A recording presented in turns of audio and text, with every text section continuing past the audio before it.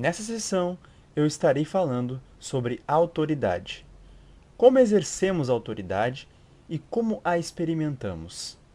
Falaremos sobre como algumas instituições são configuradas para nos dar um tipo de autoridade.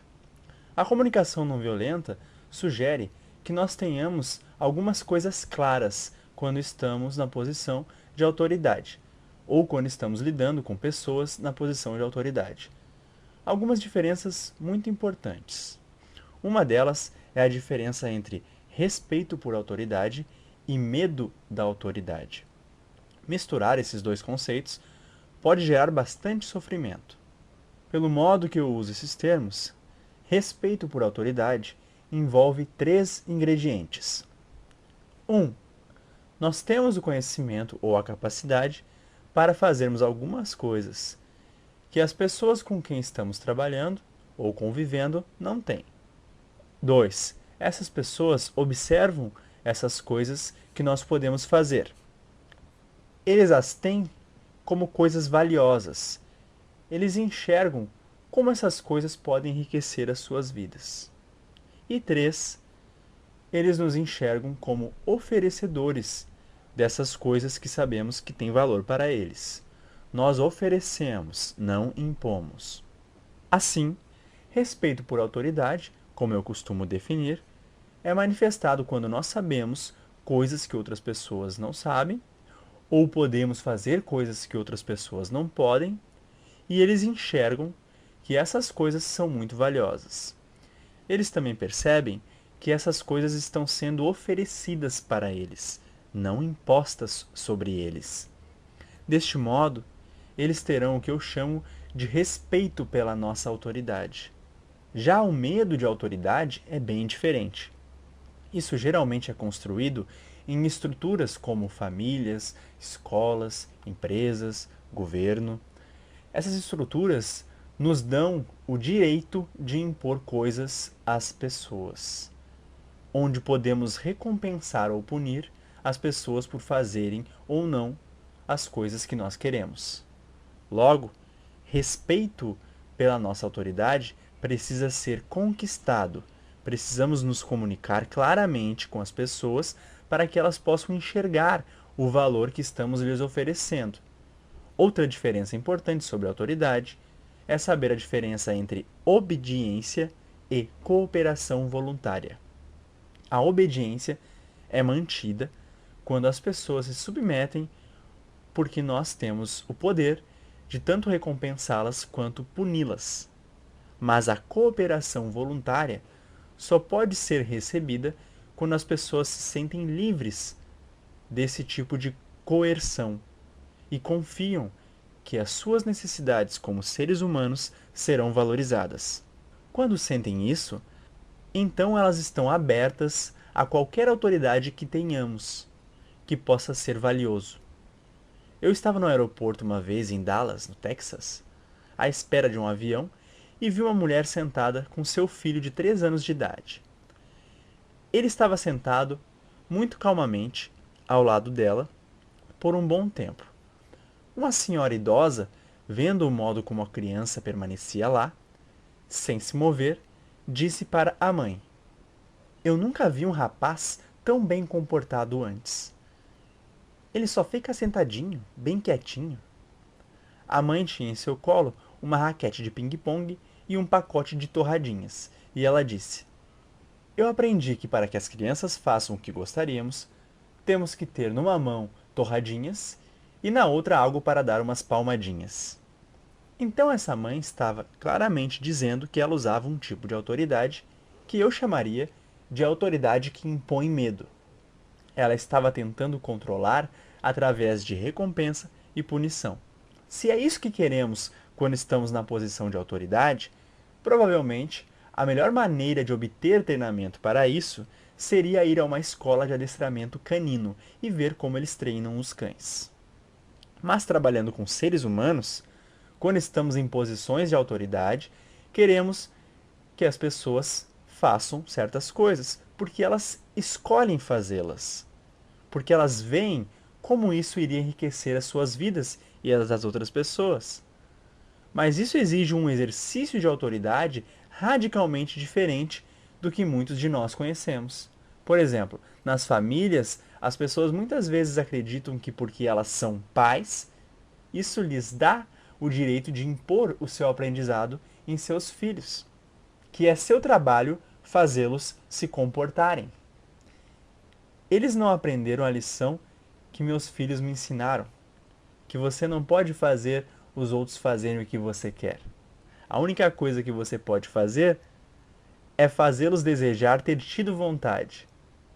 E independente do modo como façamos isso, eles fariam com que nós desejássemos não ter desejado que eles tivessem feito o que queríamos. Usar punição e recompensa para levar as pessoas a fazer coisas sai muito caro para a organização e para relações interpessoais dentro da organização. Uma das maneiras que a comunicação não violenta ajuda as pessoas a exercer as qualidades da autoridade, que levam as pessoas a fazerem as coisas de bom grado, porque elas veem como isso enriqueceria a sua própria vida e a vida dos outros, uma maneira não é ver as pessoas como títulos, mas ver as pessoas pela sua humanidade, mesmo se elas têm títulos. Por exemplo, quando eu costumava dar aulas na universidade, eu costumava achar difícil criar uma conexão na qualidade que eu gosto de ter quando eu estou na situação de aprendizagem ou ensino. Eu gosto que as pessoas se conectem comigo como pessoas, para que eu possa compartilhar com elas o que é valioso para mim. Eu não gosto de estar nessa posição onde elas me veem como uma pessoa que está impondo conhecimento sobre eles. Então eu costumava tentar descobrir o que eu poderia fazer para que os alunos me vissem como um ser humano que está lhes oferecendo algo que é valioso para mim e que eu espero que seja valioso para eles. Como podemos criar essa qualidade na conexão, superando os desafios que o modo como as instituições, universidades, funcionam, nos colocando nesse quesito? Depois de trabalhar nisso por alguns anos, tentando diferentes coisas, no início dos semestres para tentar descobrir o que eu posso fazer para que possamos superar essa visão culturalmente aprendida de que as autoridades são pessoas que ficam sentadas julgando você, que torna tão difícil vê-las como pessoas reais, como eu faço para que os alunos vejam a minha humanidade? Eu elaborei uma brincadeira para fazermos um pequeno exercício lúdico nos primeiros dias de aula, que me ajudou muito. Eu ia para a aula no primeiro dia e dizia: Olá, meu nome é Marshall Rosenberg, e antes de começarmos o curso, eu gostaria de dizer algumas coisas sobre mim, que talvez possa ser interessante para vocês saber. Eu notei que, assim que entrei na sala, vários de vocês estavam sentados com as pernas cruzadas. E é embaraçoso para mim dizer isso, mas eu queria que vocês soubessem que na minha cultura, você mostra respeito pela autoridade ao sentarem com ambos os pés pousados no chão. Então eu me pergunto, se sabendo isso, vocês estariam dispostos a sentarem com os dois pés no chão nesse semestre e não cruzarem as pernas? Agora, os alunos me olhavam de um modo estranho. Eles aparentemente nunca haviam ouvido algo como isso vindo de um professor antes. E quase todos eles descruzavam as pernas. Então eu disse: antes que vocês se esqueçam, por favor, escrevam palavra por palavra do que vocês me ouviram dizer. Uma porcentagem assustadora desses estudantes não ouviram nada além de ordens e exigências. Eles disseram: você disse que tínhamos que descruzar as pernas. Eles não podiam ouvir nada além de ordens, pois estiveram em escolas, em famílias ou situações de trabalho onde as autoridades lhes davam ordens. Outros alunos disseram: não, ele não fez uma exigência. Ele disse que era errado ter nossas pernas cruzadas. Era desrespeitoso. Então outros ouviram críticas ou julgamento vindo de mim. Eu não fiquei surpreso, porque estes eram os estudantes de graduação e eles haviam sido treinados a ouvir das autoridades ordens e críticas. e não tinham sido educados de uma forma que os ajudaria a ver a humanidade das pessoas com esses títulos. O meu aluno favorito permaneceu sentado com as pernas cruzadas. E eu disse a ele: Senhor, o que você escreveu? Ele disse: Eu escrevi que você está louco. Eu soube nesse momento que eu e ele nos daríamos muito bem. Porque, para que possamos aprender, precisamos que isso ocorra através de diálogo, através de partilha, não pela imposição de alguma autoridade. E penso que é a mesma coisa no local de trabalho, onde o trabalho eficaz é feito, não por ordens que são impostas, mas por pessoas que se juntam com um propósito em comum, que veem as suas necessidades sendo atendidas pelo que está sendo feito. E quando ouvem propostas vindas das autoridades e conseguem perceber como aquilo é vantajoso para todos. Quando há essa conexão, onde as pessoas se conectam com o ser humano uns dos outros e não deixam os títulos ficarem no caminho. Seja na família, na escola, no local de trabalho ou no governo, eu confio que as pessoas irão se relacionar de uma forma que é muito melhor para todos e melhor para a organização. Bom, nesse exemplo eu estava tentando mostrar que quando as pessoas me rotulam como professor, este rótulo fica no caminho da conexão humana, que eu queria ter para que tivéssemos boas condições de compartilhar conhecimento. Um outro rótulo que eu considero que fica no caminho da conexão de qualidade na família é quando vemos as pessoas como crianças ao invés de seres humanos. Deixe-me mostrar-lhe o que eu quero dizer com isso. Quando eu trabalho com pais e mães, eu faço esse exercício. Eu coloco metade deles em uma sala e a outra metade em uma sala diferente. E dou a cada grupo uma grande folha de papel e peço-lhes para jogarem um jogo de incorporação de papéis entre si. Para cada grupo, eu digo o seguinte: uma pessoa pegou algo emprestado seu e não devolveu. Escreva um diálogo sobre o que você diria a essa pessoa e o que ela poderia dizer a você, e prolongue o diálogo até quando for possível, escrevendo na folha. Então ambos os grupos, em ambas áreas, têm a mesma situação. Como você se comunicaria com alguém que toma algo emprestado, mas não devolve? A única diferença é que para um dos grupos eu digo que a pessoa que pegou algo emprestado era um de seus vizinhos, mas para o outro grupo eu digo que a pessoa que pegou era um dos seus filhos. Quando o grupo termina com o diálogo, eles colocam a folha na parede para que todos possam ver o que cada grupo, em cada uma das salas, escreveu. Em seguida eu pergunto: qual grupo mostrou maior compaixão? Mas entre eles, eles não sabem que estavam lidando com uma pessoa diferente. Pensam que tinham o mesmo exercício. E sempre que eu faço esse exercício, todos concordam que a pessoa que foi rotulada como vizinho teve muito mais respeito na comunicação do que a que foi rotulado como criança. Assim, quando nós estamos nessa posição de autoridades que chamamos pai ou mãe, se nós não ficarmos atentos, permitimos que a nossa programação cultural nos conduza a tratar essa pessoa que nós rotulamos como nossa criança de uma maneira que seja muito menos respeitosa e cuidadosa do que pessoas que rotulamos como nossos vizinhos. Então, quando eu trabalho com pais, nós queremos ter certeza de que a qualidade da conexão que temos com nossos filhos é a mesma que se veria num relacionamento com outro adulto pelo qual nós temos grande estima. É claro que nosso vocabulário poderá ser diferente.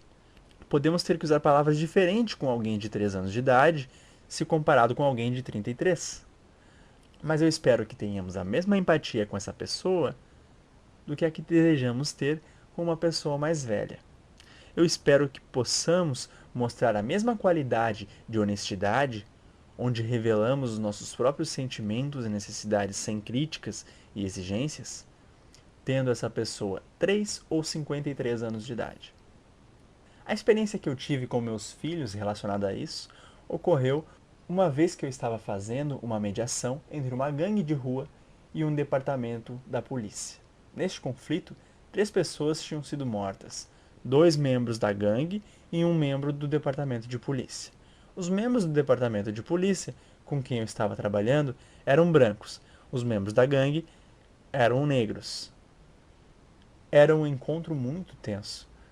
Havia grandes estereótipos no grupo, que tornavam difícil para que eles se relacionassem como seres humanos.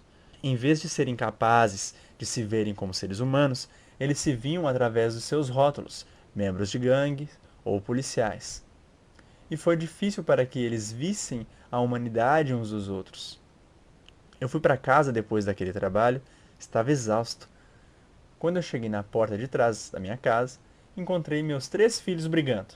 Eu disse: "Ei, eu estou realmente num clima tenso agora. Eu realmente preciso relaxar. Vocês poderiam adiar essa guerra para mais ou menos 1 hora?" E o meu filho mais velho olhou para mim e disse: "Você quer falar sobre isso?" Eu estava muito comovido com a sua oferta e a única coisa que me passou pela cabeça foi: "Que bonitinho." Mas eu não levei a sério a sua oferta, porque eu rotulei como uma criança, a minha criança. De repente eu percebi que eu estava fazendo com ele a mesma coisa que eu vi acontecer entre a polícia e a gangue. Por causa dos rótulos que eles utilizavam, eles não podiam ver a humanidade uns dos outros.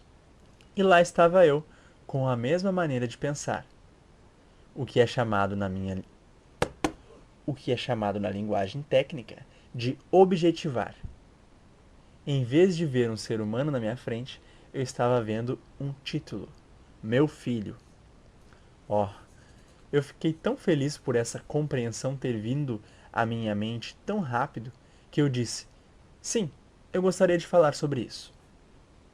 E ele e meus outros 2 filhos me seguiram até a sala de estar, e eu pude desabafar sobre o sofrimento que eu estava sentindo, vendo as pessoas tratar umas às outras dessa forma, sem conseguir ver o lado humano uns dos outros. Eu acho que eu falei por uns 45 minutos. Os meus 3 filhos, de 4, 5 e 8 anos de idade, ficaram apenas ouvindo de modo muito empático. E depois daquilo, eu me senti maravilhoso, e me lembro que liguei o rádio e todos nós dançamos juntos. Por isso, quando estamos nessas posições rotuladas como autoridade dentro das famílias, dentro das escolas, dentro do local de negócios, é muito fácil, se não prestarmos atenção, perdermos a conexão com a nossa própria humanidade e a humanidade dos outros, e vermos as pessoas como títulos. Eu tinha um vizinho que morava ao lado da minha casa, que era um executivo de uma cervejaria. E quando eu normalmente o via, era sobre a cerca do quintal e cumprimentava. Ele dizia: "Olá!" Eu respondia algo como: "E aí, como vai, cara?" Algo assim. Ele geralmente estava vestido, no verão, de bermuda e camiseta. Uma pessoa muito fácil de se conectar, de se divertir. E nas vezes com que nós conversamos, ele descobriu o tipo de trabalho que eu fazia e ele disse: sabe, eu acho que a nossa cervejaria, nós poderíamos usar esse tipo de treinamento. Aparece lá no meu escritório e vamos falar mais sobre você fazer algum treinamento lá." Então eu fui até o seu escritório. E era um grande escritório, porque ele tinha um cargo alto. O pouco tempo que eu fiquei em seu escritório, eu tive a impressão de que ele era uma pessoa diferente. Ao invés de me cumprimentar da forma como ele geralmente fazia, ele foi muito formal, e eu realmente tive dificuldade para imaginar que esta era a mesma pessoa que eu tinha conhecido há cerca de 1 ano. Ele parecia diferente, ele falava diferente. Era uma pessoa totalmente diferente. As instituições podem ter esse efeito sobre nós, se não prestarmos atenção. Quando estamos nessas instituições e temos esses títulos, se não prestarmos atenção, damos à instituição o poder de nos transformar em algo diferente do que somos como seres humanos. Nos tornamos os rótulos. Há pesquisas mostrando as consequências assustadoras que podem acontecer quando nós damos nosso poder para os nossos títulos e nossas instituições. Coisas muito assustadoras podem acontecer. Por exemplo, Stanley Milgram fez uma pesquisa em que informavam as pessoas que participavam dessa pesquisa que eles iriam desempenhar o papel de professores, onde havia alguém em uma sala que eles poderiam ver através de um vidro, mas essas pessoas não poderiam vê-los. E foi dito a esses participantes que haveria um aluno aprendendo algo, e sempre que eles dessem uma resposta errada, o professor lhe daria uma punição, apertando um botão no painel de controle. Haviam 10 botões no painel de controle na frente do participante, e cada botão daria um choque com um certo grau de eletricidade como punição ao aluno, quando ele respondesse algo errado. Sendo que, para cada erro, o participante deveria apertar um botão de número mais alto, pois o estudo pretendia avaliar os efeitos da punição na aprendizagem. Não foi dito aos participantes que o homem, no papel de aluno na outra sala, não estava recebendo nenhuma eletricidade. Na verdade, ele era um ator. Mas disseram ao participante que ele estava preso na cadeira e que não conseguia levantar-se.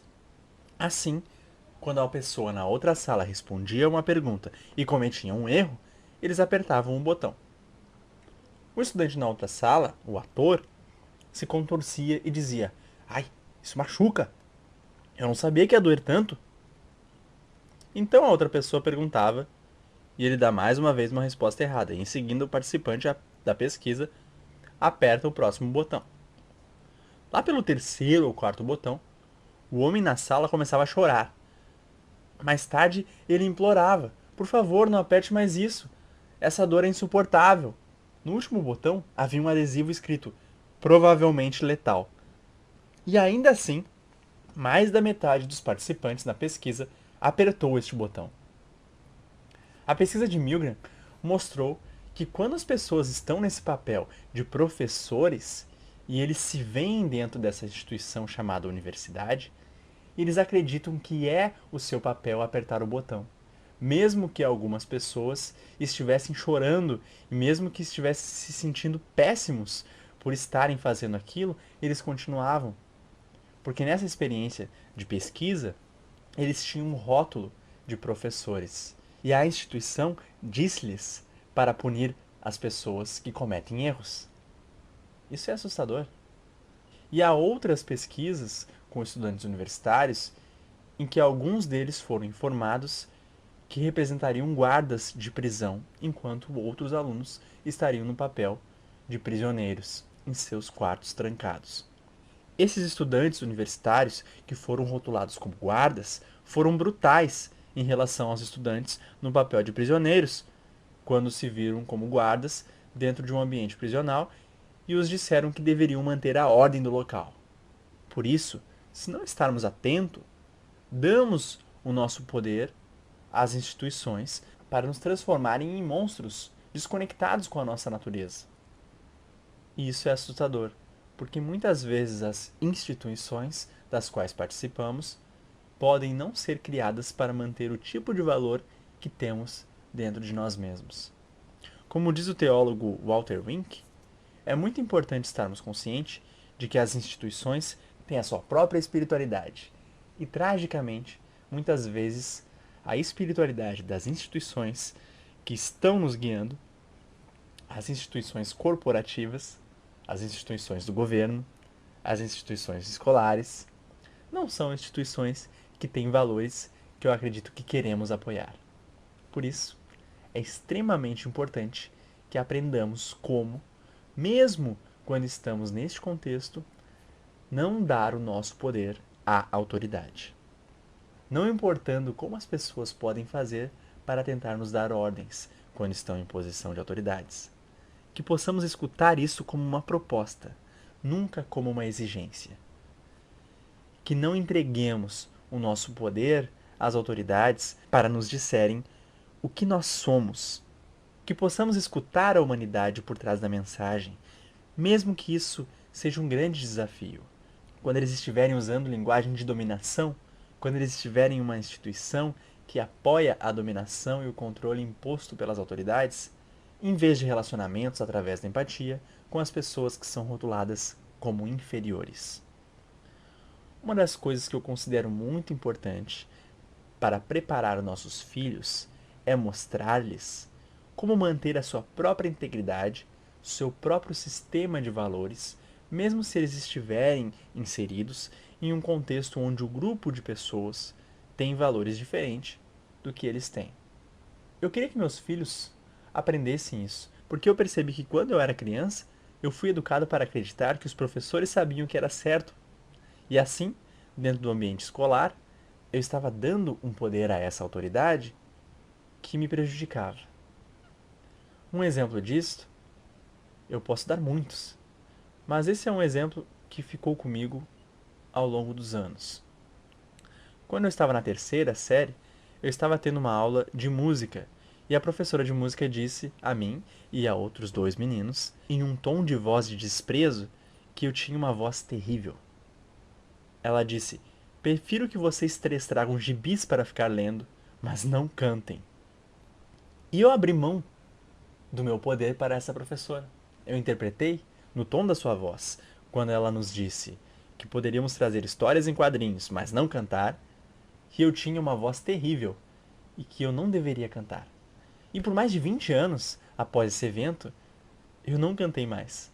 Mesmo quando eu estava em um grupo onde todos estavam cantando juntos, eu não cantava. Eu aceitei o julgamento de que eu tinha uma voz terrível e que eu não tinha o direito de cantar. Anos mais tarde, uma mulher escreveu algumas canções estimuladas pelos nossos workshops. E quando ela tocou essas músicas para mim, eu vi o quanto a música enriquecia o nosso trabalho. E eu a convidei para cantar as canções em alguns dos meus workshops. E aquilo agregava muito valor. Algum tempo depois, nós estávamos no meu escritório e um dia eu disse a ela: sabe, essas músicas que você traz para os nossos workshops, periodicamente, realmente acrescentam muito. E eu realmente sinto falta quando você não está lá. E ela disse: bem, e por que você não compra um violão e aprende a tocar? E eu disse: ah, não, eu não posso. Embora eu ensinasse às pessoas o perigo da expressão não posso, que ela nega a capacidade de escolher, eu a usei. Ela olhou para mim e disse: eu pensei que você dissesse que a expressão não posso nos limitava como seres humanos. E eu disse: bem, mas eu não sou músico. E ela disse: agora você está me dizendo o que você acha que é. Você costuma lembrar as pessoas em seus treinamentos o quanto é perigoso rotular a si mesmo. Então eu ri e disse: ah, ok. Eu vejo o que está acontecendo. Eu ainda estou dando poder àquela professora de cerca de 30 anos atrás. Eu ainda estou dando a ela o poder de definir o que eu posso fazer. Então naquela tarde eu comprei um violão e comecei a usar a música no meu trabalho. Mas antes que eu pudesse fazer isso, eu tive que dar permissão a mim mesmo para cantar. Então eu escrevi essa canção, chamada The Crow with a Crippled Wing, que poderíamos traduzir para O Corvo da Asa Aleijada. Though I play guitar like my fingers are stone and my voice smiles of a key, I remind myself it's okay to sing. The sun is steering me, because I believe everyone have a right to dance and sing. Even if you move and sound like a crow with crippled wings. Crows! Crack, crack, crack, crack, crack, crack, crack, crack, crack, crack, crack, crack. Though an ox may not move like Fred Astaire when it's time doing its dance, as far as I'm concerned, if an ox wants to buggy, I'd like to give him a chance, because I believe everyone have a right to dance and sing. Even if you move and sound like a crow with crippled wings. Crows! Crack, crack, crack, crack, crack, crack, crack, crack, crack, crack, crack, crack. E essa é a versão que eu fiz da música em português. Eu toco meu violão, meus dedos duros como são, e minha voz nem sempre acho tom. Mas eu digo a mim mesmo, isso não é problema não. eu posso fazer essa canção. Pois eu acho que todo mundo é livre pra cantar e dançar. Mesmo se você parece um corvo aleijado que não pode voar. Corvos! Crá, crá, crá, crá, crá, crá, crá, crá, crá, crá, crá, crá. Talvez um boi não se mova como Fred está quando sai por aí a dançar. Mas na minha opinião, se um boi quer requebrar, eu quero que ele possa tentar. Pois eu acho que todo mundo é livre pra cantar e dançar. Mesmo se você parece um corvo aleijado que não pode voar. Corvos! Crá, crá, crá, crá, crá, crá, crá, crá, crá, crá, crá, crá. Bem, tendo aprendido essa experiência de como tinha desistido da minha autoridade, para os professores definirem o que eu posso fazer e o que eu sou, estava então certamente consciente que a cada chance que eu tivesse, sempre que estivesse numa estrutura institucional, eu certamente não quereria entregar o meu poder às autoridades. Queria ter respeito por aquilo que eles tivessem para me oferecer, mas queria ter certeza de que nunca desistiria daquilo que posso ser ou fazer, ou do que sou, por diagnósticos feitos por autoridades. E queria ter certeza de que os meus filhos aprendessem isso também, a não desistirem do seu poder, a não desistirem de quem eles são, não importa em que instituições estivessem. Agora, isso foi particularmente difícil para eu passar para minha filha, porque ela era uma pessoa muito atenciosa com os outros e tinha essa ideia de que precisava fazer todas as pessoas felizes e que precisava ser uma boa menina. Eu vi isso acontecer, como ela estava a desistir de seu poder em tantas situações e queria trabalhar com ela particularmente sobre isso. Então eu comecei a falar com ela, quando ela tinha cerca de 9 anos de idade. Eu disse: eu gostaria realmente que você fosse capaz de se expressar mais do que eu tenho visto você fazer. Eu gostaria que fizesse isso aqui em casa e na escola. Gostaria que você se desenvolvesse de modo a poder ser livre para expressar os seus próprios valores, não importa onde estiver. E dei muita empatia pelo quão assustador aquilo era para ela. E fez-me sentir muito bem, um dia, quando eu recebi um telefonema da administradora da escola. A administradora da escola me disse: Dr. Rosenberg, poderia vir aqui, por favor? Receio que temos uma menininha infeliz aqui hoje. E eu pensei: uau, o que poderia ter acontecido para deixar a minha menina perfeitinha em apuros na escola? Então eu fui até a escola e sentei no escritório da diretora, e ela estava nitidamente muito chateada. E ela disse: a Marla veio para a escola hoje vestida de calças de ganga. E eu disse que não é assim que uma senhorita se veste. E ela disse: vai pro inferno. Bem, eu senti a necessidade de comemorar. A Marla graduou-se de ser uma perfeita menina subserviente para ter personalidade. Podia ver que ela estava no meio de um processo pelo qual as pessoas muitas vezes têm que passar antes de se tornarem seres humanos livres e mais pacíficos. Eles passam por uma fase de rebeldia antes de chegarem a ser totalmente livres nos seus próprios direitos de escolher por si próprios. Por isso, é importante que não sejamos obedientes às autoridades. Que sempre reconheçamos as nossas escolhas.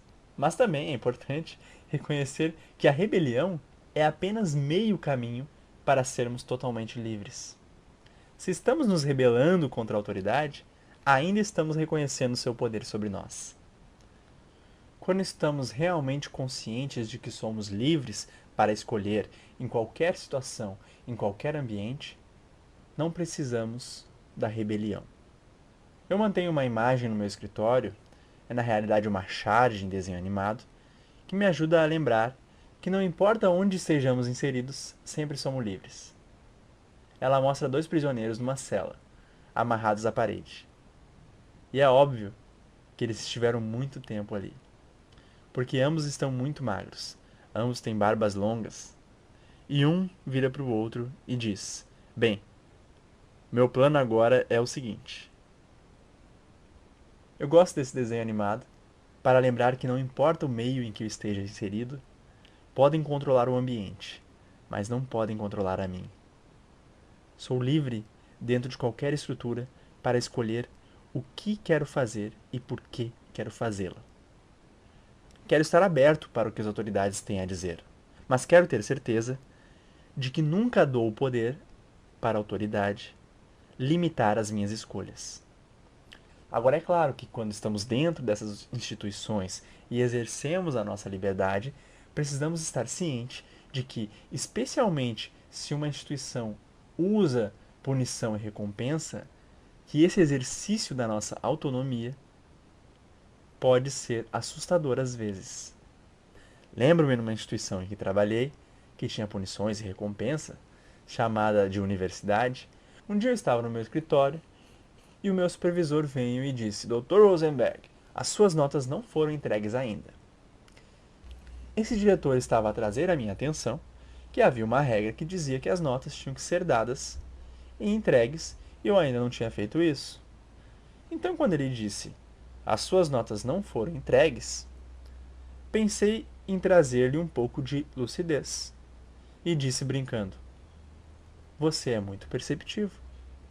Ele não gostou do meu senso de humor e ficou ainda mais irritado e disse: vou repetir, as suas notas não foram entregues.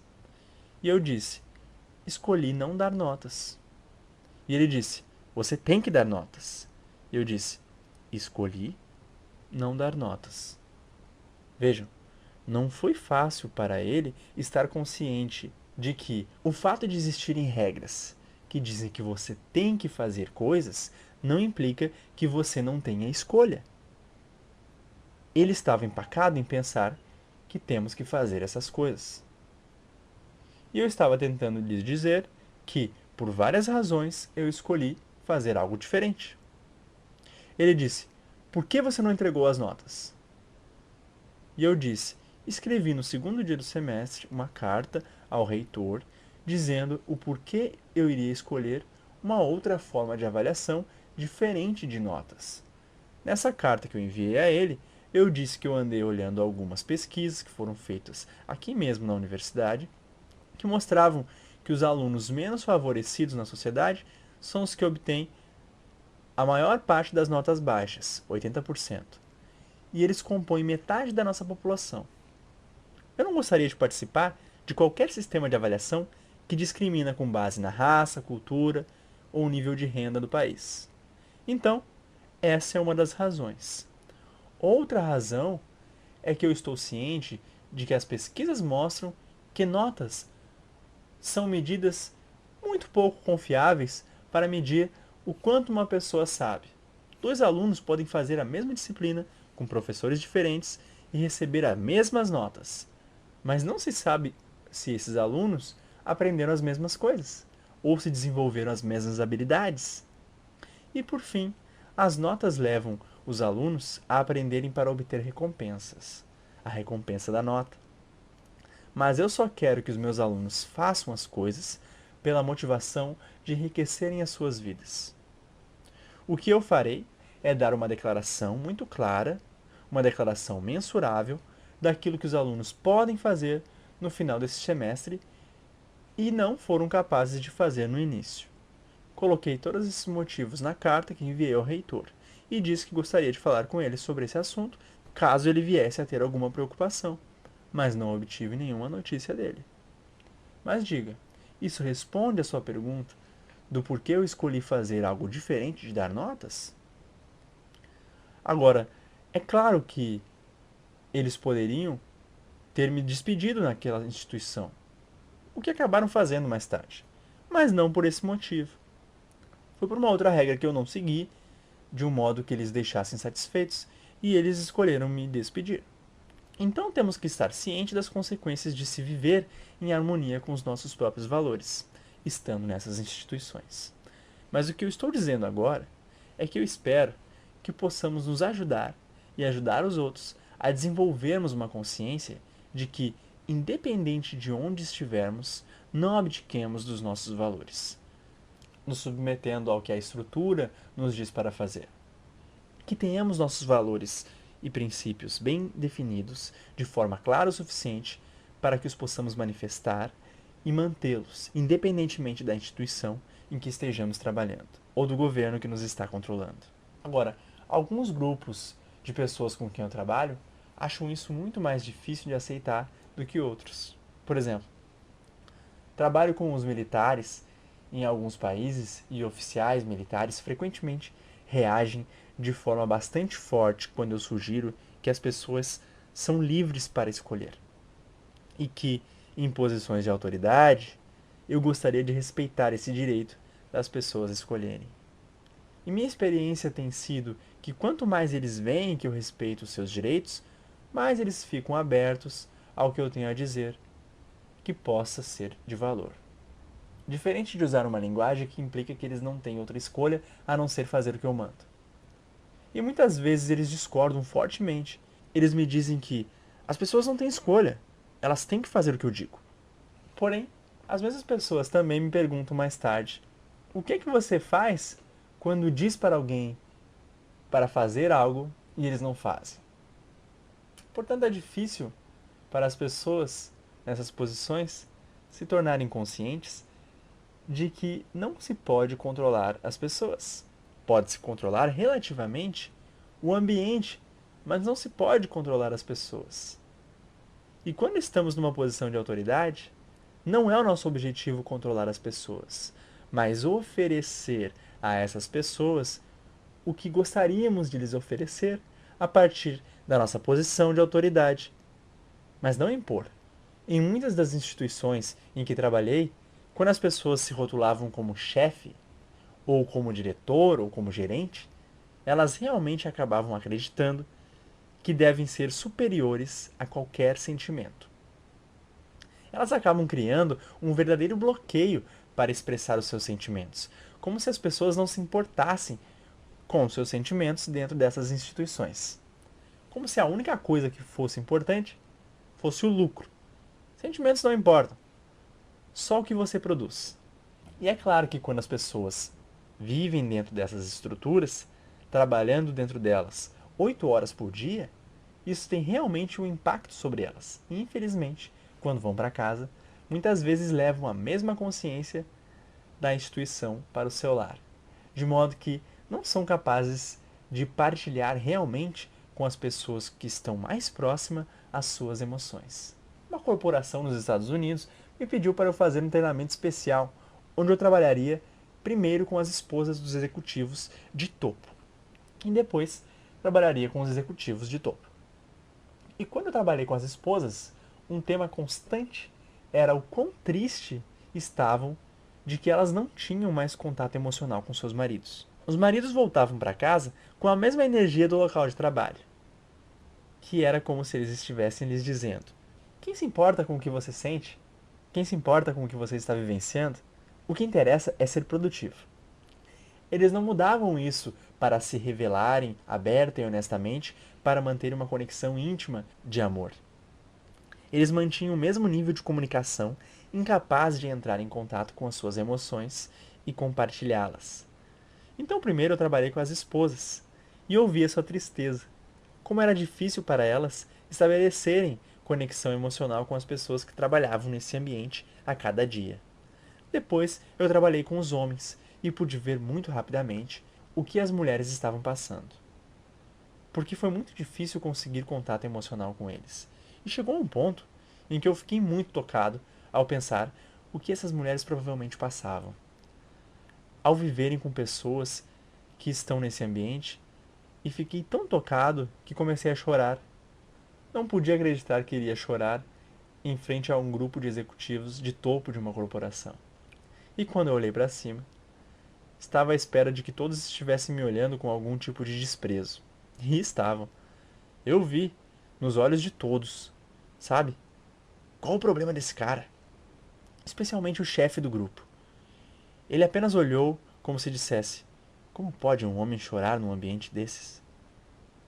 E eu estava feliz por ter as minhas habilidades de comunicação não violenta, porque pelo olhar nas suas faces, se eu não tivesse tentado criar uma empatia com o que eles estavam vivenciando, poderia facilmente ter levado isso como se eu não fosse macho o suficiente, como se eu fosse nojento. Então não foi fácil, mas eu peguei a minha coragem e tentei verificar o que eles estavam vivenciando. E eu disse para o chefe: você parece anojado. Está se sentindo assim, pois gostaria que quem trabalha aqui no seu grupo tivesse mais controle das suas emoções? E fiquei chocado com a sua resposta. Ele disse: não, não, eu não estava anojado. Eu estava apenas pensando como minha esposa gostaria que eu pudesse chorar. Estou passando por um divórcio agora, e esta é a razão. Minha esposa diz que viver comigo é como viver com uma pedra. Isso deu aos outros no grupo a oportunidade de se abrirem e começar a expressar a sua dor, porque podiam sentir que os seus parceiros queriam mais expressão emocional. Mas eles podiam ver que quando estavam num ambiente, durante todo o dia, que operava na ideia de que o lucro vem em primeiro lugar, profit over alles, lucro acima de tudo, eles podiam ver o preço que estavam pagando por isso nos seus outros relacionamentos. E eu fico triste em dizer que vi que isso se estende até mesmo aos serviços de saúde, onde as pessoas ficam tão robotizadas na mecânica de tem que ser feito, que se esquece de como é importante manter a conexão humana enquanto se fornece qualquer tipo de serviço a alguém. Essa ideia ficou muito forte para mim uma noite em Paris, na França. Uma das minhas colegas, uma médica e chefe de um departamento no hospital, ela estava participando de um workshop comigo, e quando nós estávamos saindo daquele workshop para um outro diferente, em uma outra cidade, ela disse: Marshall, no caminho para o outro workshop, vamos passar pelo hospital. Gostaria que parássemos lá, porque eu quero falar com um paciente que está em um dos meus programas. Então paramos no hospital e eu acompanhei ela até um quarto, e eu fiquei no corredor enquanto ela entrou para conversar com essa paciente que estava ligada a todos os tipos de máquinas e fios, porque estava com um problema grave que exigiu uma série de cuidados médicos. E a minha colega sentou-se, segurou a mão da paciente e conversou com ela durante uns 20 minutos. E eu estava ficando nervoso porque tínhamos um outro workshop para fazer. Mas, de qualquer forma, após esse tempo, a minha colega saiu, muito irritada, e disse: está vendo aquela mulher naquele quarto? Viu todo o equipamento a que ela estava ligada? E eu disse: sim, sim. E ela disse: sabia que aquela mulher está ali há 6 horas e ninguém falou com ela durante todo esse tempo? Consegue imaginar um lugar onde as pessoas conseguem ser tão hábeis em saber que tipo de equipamento é necessário, mas não sabem que as pessoas precisam de contato humano? Muitas das instituições em que trabalhei têm um sistema de valores que desconecta as pessoas da humanidade que há nelas mesmas. Elas ficam tão focadas em serem produtivas, o que é importante, mas são tão focadas em produtividade que acabam perdendo a conexão com as relações humanas. E novamente, principalmente quando elas têm títulos que implicam que elas são superiores, principalmente nessas situações, fica mais difícil para que essas pessoas se relacionem de um modo mais humano. Há um outro aspecto sobre a autoridade que pode ser muito destrutivo. Isso se dá quando a autoridade é exercida de um modo que destrói a criatividade das pessoas, onde a autoridade é exercida de uma maneira que implica que o conhecimento de como fazer as coisas só pode vir de cima, que aqueles abaixo não têm nada a oferecer a não ser seguir o que aqueles mais superiores sabem ser bom para eles e para a empresa, ou para ambos. Aprendi uma lição sobre isso pelo psicólogo Carl Rogers. Fiz uma aula com ele enquanto estava na faculdade, e o modo como ele começou a aula era diferente de todas as aulas que eu já tinha tido. Ao invés de começar a nos dizer o que devíamos fazer, ele apresentou-se, disse que estava contente de estar ali conosco e poder nos oferecer qualquer conteúdo que fosse valioso, e depois parou de falar. E um dos meus colegas da classe ficou nervoso e perguntou: Bem, o senhor não vai nos dizer sobre o que vai ser a matéria? E ele disse: Então você tem em mente que eu tenho ideia daquilo que você precisa saber sobre esse assunto? E o estudante disse: Bem, sim, claro, você é o professor. E em seguida o Carl Rogers disse: Bem, eu acredito que a parte mais importante da aprendizagem é perguntar-se o que vale a pena aprender. E se eu entrar aqui e fingir que sei o que você tem que aprender, vou até ter essa oportunidade de me perguntar o que vale a pena aprender. E de decidir e de oferecer isso a vocês. Mas para mim, eu estaria fazendo a parte mais valiosa da aprendizagem. Eu esperava que todos vocês quisessem fazer isso. Que todos vocês quisessem começar a se perguntar: o que vale a pena aprender?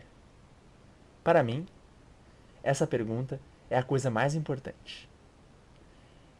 É importante imaginar o que vale a pena aprender. Bem, essa lição realmente me marcou muito. Como é importante, quando eu estou numa posição de autoridade, nunca insinuar que as pessoas em funções abaixo da minha não tenham a mesma oportunidade de exercer a criatividade que eu tenho. Que por causa do meu título, eu sei o que tem que ser feito ou deve ser feito. E o trabalho dos demais é apenas cumprir. Quando eu trabalho com crianças nas escolas, gosto de começar com uma canção. E eu quero contar como essa canção surgiu. Sempre que eu trabalho com crianças nas escolas, gosto de começar perguntando a eles o seguinte: eu estou curioso para saber o que vocês têm curiosidade em saber. E quando eu pergunto isso para as crianças de 6 anos na escola, a criatividade delas é muito viva. E é óbvio que elas estão curiosas para saber muitas coisas. E elas me dizem as suas curiosidades muito rápido. Então, depois da aula, eu falo o que fiz com os alunos aos professores. E começo com os professores da mesma maneira como eu fiz com os alunos. Eu digo: eu estou curioso para saber o que vocês estão curiosos para saber. Mas que diferença eu percebo da reação deles comparada aos estudantes. Em vez de obter uma expressão imediata da criatividade, como acontece com os alunos, os professores obtêm o silêncio. Então eu digo: eu estou curioso para saber o que aconteceu conosco entre o momento em que tínhamos 6 anos e agora. Vocês viram como os alunos reagiram hoje, quando eu perguntei a eles o que eles tinham curiosidade para saber? Eu estou curioso com o que acontece com a gente. Então, normalmente, um dos professores acaba dizendo: eu estava com medo de dizer quais eram as minhas curiosidades. Eu pensei que pudesse parecer estúpidas.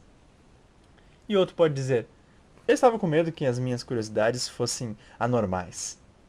E eu digo: é isso que acontece conosco. Trabalhamos e somos educados em instituições onde a nossa capacidade de questionar, de sermos criativos, é atenuada porque as instituições estão estruturadas de tal maneira que a autoridade sabe o que é correto, o que nós temos que fazer. E a nossa capacidade criativa de questionamento se perdem. Um dia, quando perguntei isso para as crianças de 6 anos de idade, eu estava acompanhado por uma colega que escreve música. E ela adorava ir comigo nas escolas quando eu dizia às crianças: eu estou curioso para saber o que vocês têm curiosidade em saber. E ela guardava um pequeno livro onde ela escrevia tudo, porque decidiu que iria escrever uma canção, um dia, sobre o que essas crianças respondiam quando lhes perguntavam o que elas tinham curiosidade em saber. Então um dia ela estava comigo e eu disse aos alunos: estou curioso para saber o que vocês têm curiosidade em saber. E era muito claro que este jovem de 6 anos estava há muito tempo muito curioso sobre algo, porque ele disse imediatamente: será que o meu cão come gelatina verde com laranja? E a minha amiga usou isso como estímulo para escrever a música que ela queria escrever. E foi para casa e escreveu a seguinte canção. Todas as linhas dessa canção vieram diretamente das crianças, com exceção de cerca de 4 linhas que ela acrescentou para fazer rima. A música se chama I Wonder. I wonder why my dog won't eat green jello. I like the wiggly way it melts inside. I wonder when a turtle pulls its head in. Is it so dark it's scared to be inside? I wonder if a rock likes being hard. I wonder if the sky likes being blue. I wonder if butterflies like butter. I wonder if you people like being you. I wonder why I don't feel myself stretching when people say I'm growing every day. I wonder why I always had to listen to more words than I ever get to say. I wonder if the grass cries when it's cut. I wonder if the rain hurts when it's fall. I wonder if the earth gets dizzy turning. I wonder if little ones feel small. I wonder why I see so many people doing things they don't really want to do. I wonder if the music go away somewhere after I sing my song to you. I wonder if it feels sad to be old. I wonder if the moon likes company. I wonder why it's fun to feel a little scared. I wonder if you wonder like me.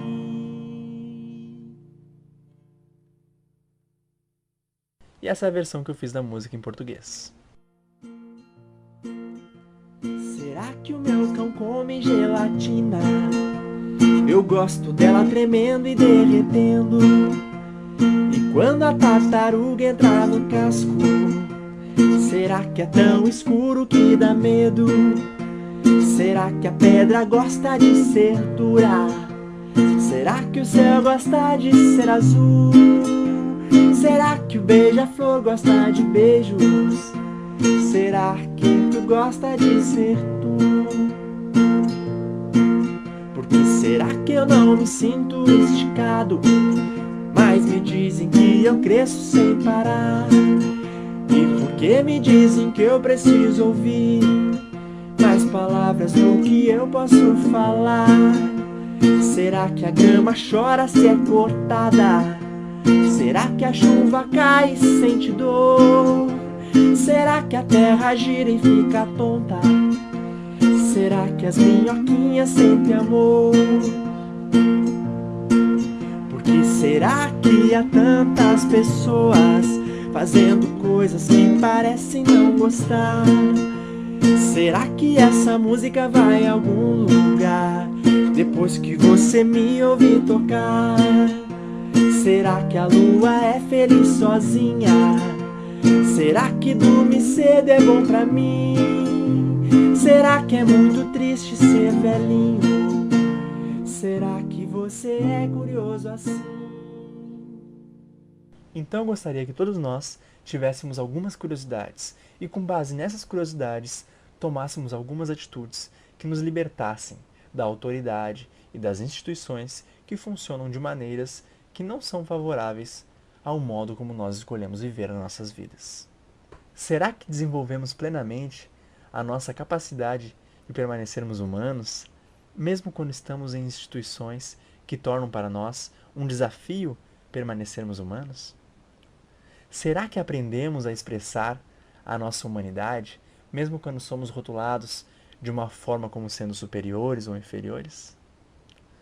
Será que desenvolvemos totalmente a nossa capacidade de ver o lado humano das pessoas em posição de autoridade, que não são capazes de ficar conectadas à sua humanidade e que falam uma linguagem de dominação, que usam táticas punitivas?